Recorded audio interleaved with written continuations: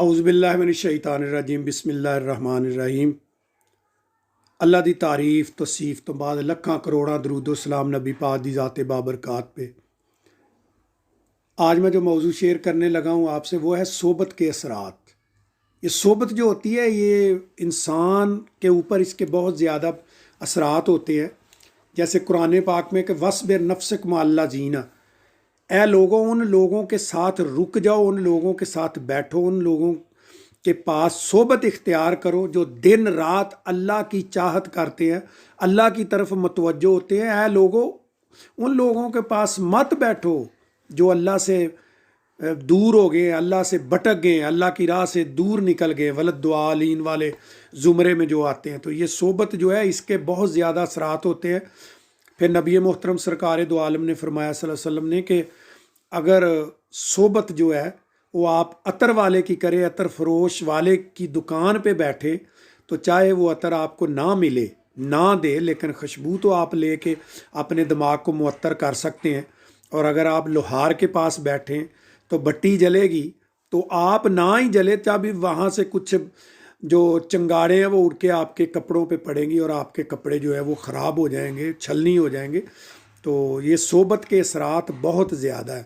تو مولانا رومی علیہ رحمہ نے بھی فرمایا کہ یک زمانہ صحبت باولیاء بہتر از 100 سالہ عبادت بیریا، کیا لوگوں ولی کی صحبت میں بیٹھنا ایک منٹ، یک زمانہ چند گھڑیاں ولی کی صحبت میں بیٹھنا جو ہے وہ 100 سالہ عبادت بے ریا سے بہتر، یعنی 100 سال ایسی عبادت کرو جس میں کوئی دعا نہ مانگو، کوئی لالچ نہ ہو، صرف خالصیت سے مخلص پن سے وہ جو ہے آپ عبادت کرو، اس سے بہتر یہ ولی کے پاس بیٹھنا۔ پھر حدیث مبارک ہے نبی پاک سرکار دو عالم صلی اللہ علیہ وسلم کی کہ جو صحبت ہے یہ اچھی ہونی چاہیے، ایسی صحبت نہ ہو کہ آپ کی جیب تراش سے بھی صحبت ہو، وہ آپ کی جیب کاٹتا رہے، اور درزی سے بھی آپ کی صحبت ہو کہ وہ آپ کی جیب جو ہے سلائی کرتا رہے، جیب کٹتی بھی رہے، مرمت بھی ہوتی رہے، کٹتی بھی رہے، مرمت بھی ہوتی رہے، ایسا نہیں ہے۔ نبی پاک سرکار کے فرمان کے مطابق کہ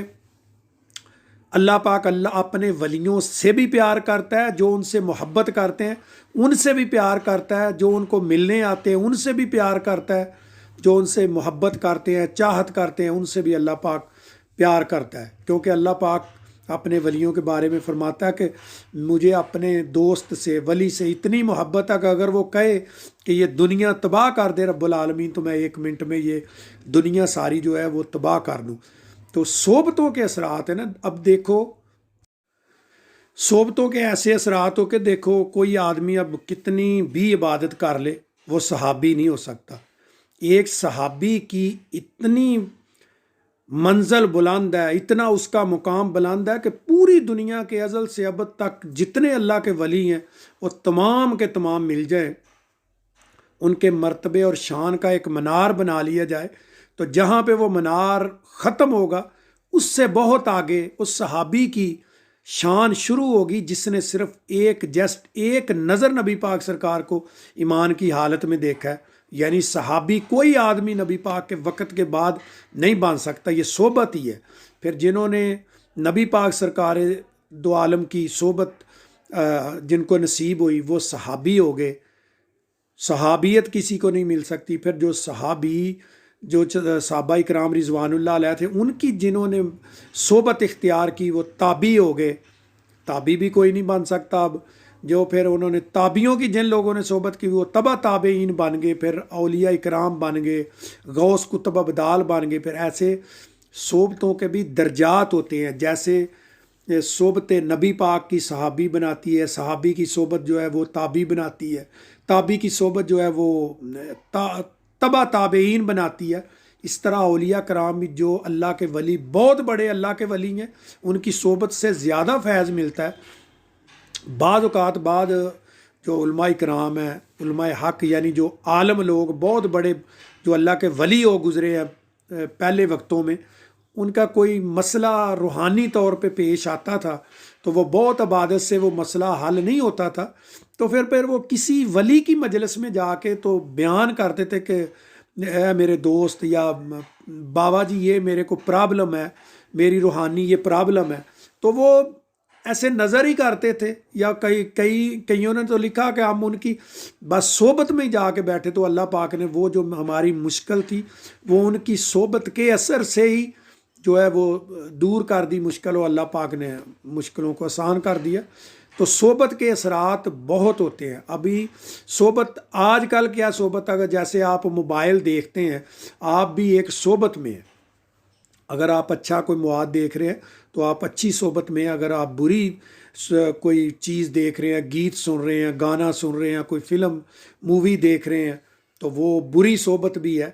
تو اس طرح صحبتوں کے بھی اثرات ہوتے ہیں۔ پھر فرمان نبوی سمجھ لے کہ فرمان نبوی ہے، مولا علی کا بھی قول ہے کہ صحبت کو درست رکھو، صحبت کے اثرات کو درست رکھو، کیونکہ صحبت سے بہت ساری چیزیں جو ہے وہ اچھی بھی ہو جاتی ہیں، بری بھی ہو جاتی ہیں۔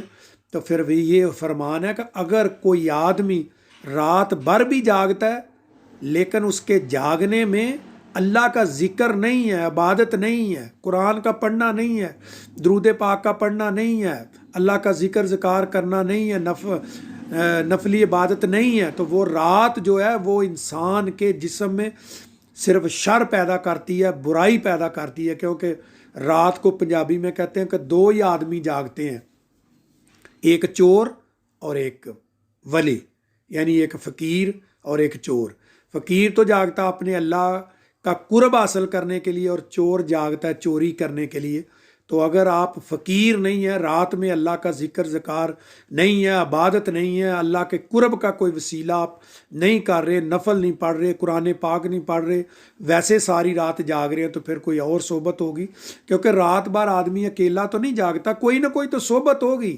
جب قرآن پڑھو گے تو اللہ کا وہ کلام ہے جو اللہ پاک نے اپنے محبوب نبی صلی اللہ علیہ وسلم پر نازل کیے، جو خط، جو پیغام وہ پڑھ رہے ہیں۔ اگر نماز آپ پڑھ رہے ہیں تو اپنے اللہ سے آپ باتیں کر رہے ہیں، یعنی اللہ کی صحبت ہے۔ جیسے نبی پاک سرکار کو پوچھا کہ اللہ کہاں ہے، تو نبی پاک سرکار کو اللہ نے فرمایا کہ ان کو کہہ دو کہ جب آپ اللہ کا ذکر کرتے ہیں، اس کو یاد کرتے، تو میں ان کے ساتھ ہوتا ہوں، میں ان کے ساتھ بیٹھا ہوتا ہوں۔ ایسے تصور کرو۔ تو جو اگر مجلس رات کی میں اللہ کا ذکر نہیں ہے تو صرف انسان کے جسم میں شر پیدا ہو سکتا ہے، برائی پیدا ہو سکتی ہے، اچھائی کبھی نہیں پیدا ہو سکتی۔ اس لیے صحبتوں کو ہمیشہ اچھا رکھو۔ صحبتوں سے دعائیں بھی قبول ہوتی ہیں۔ بخاری شریف میں ایک واقعہ تھا کہ ایک آدمی نے، واقعہ تو بڑا مشہور ہے کہ ایک آدمی نے 100 قتل کیا، تو جا کے اس نے اپنے وقت کے عالم سے پوچھا، تو اس نے کہا آپ کی بخشش نہیں ہوگی۔ اس نے اس کو بھی قتل کر دیا۔ تو ایسے اس نے 2 آدمیوں کو اور بھی قتل کر کے 101 آدمی کو قتل کر دیا، کیونکہ وہ دونوں ہی کہہ رہے تھے کہ آپ کی بخشش نہیں۔ پھر وہ ایک اللہ والا تھا، اس کے پاس چلا گیا۔ دیکھو صحبت کا اثر، اللہ والے کے پاس گیا، اس نے پوچھا کہ میں نے ایسے 101 آدمیوں کو قتل کر دیا، کیا میری بخشش ہو سکتی؟ اس نے کہا اللہ غفور الرحیم، آپ کی بخشش ہو سکتی ہے، لیکن آپ ایک کام کرو کہ یہاں سے کچھ فاصلے پہ ایک ولیوں کی بستی ہے، وہاں چلے جاؤ۔ وہ اللہ کے ولیوں کی دعائیں قبول ہوتی ہیں، ہر وقت جو دعا کرتے ہیں وہ قبول ہو جاتی ہے۔ جب آپ ان میں جاؤ گے تو اللہ جہاں ان کی دعائیں قبول فرمائے گا، آپ کی دعائیں بھی اللہ قبول جلد فرما لے گا، یعنی جلد قبولیت پا جائیں گی۔ تو جب وہ اس طرف چلا تو وہ آگے جا کے فوت ہو گیا۔ تو جنت والے فرشتے آگے کہ یہ رحمت کی طرف چل نکلا تھا، اور دوزخ والے فرشتے آگے گئے تو 101 آدمی کا قاتل ہے۔ تو وہاں ایک ان کے درمیان کلیش ہو گیا۔ تو اللہ تعالیٰ کی ذات نے حضرت جبریل امین کو جج بنا کے بھیجا کہ جاؤ جا کے ان کا فیصلہ کرو، اور زمین کو حکم دیا کہ جہاں اللہ کے ولیوں کی جانب ہے وہ سکڑ جا، جہاں سے یہ چلا ہے پچھلی دوسری سمت مخالف ہے وہاں آپ پھیل جا۔ زمین جبریل امین کہ اترنے سے پہلے زمین نے اللہ کا حکم مان لیا، کن فیکون۔ تو زمین جدھر اللہ کے ولی تھے وہاں کم ہوگی، ادھر زیادہ ہوگی۔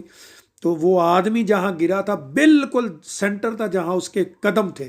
تو جبریل امین نے فرمایا کہ اس کو سر کی طرف سے ناپو۔ جب سر کی طرف سے ناپا تو اللہ کے ولیوں کی طرف اس کی زیادہ سفر کم تھا اور دوسری طرف زیادہ تھا، لہذا جبریل امین نے جج ہوتے ہوئے یہ فرمان سنایا کہ یہ جنت میں اس کو لے جاؤ، کیونکہ رحمت کی طرف زیادہ بڑھ چکا تھا اور پیچھے گناہ اور معاشیت کی طرف اس کا فاصلہ زیادہ ہو چکا تھا۔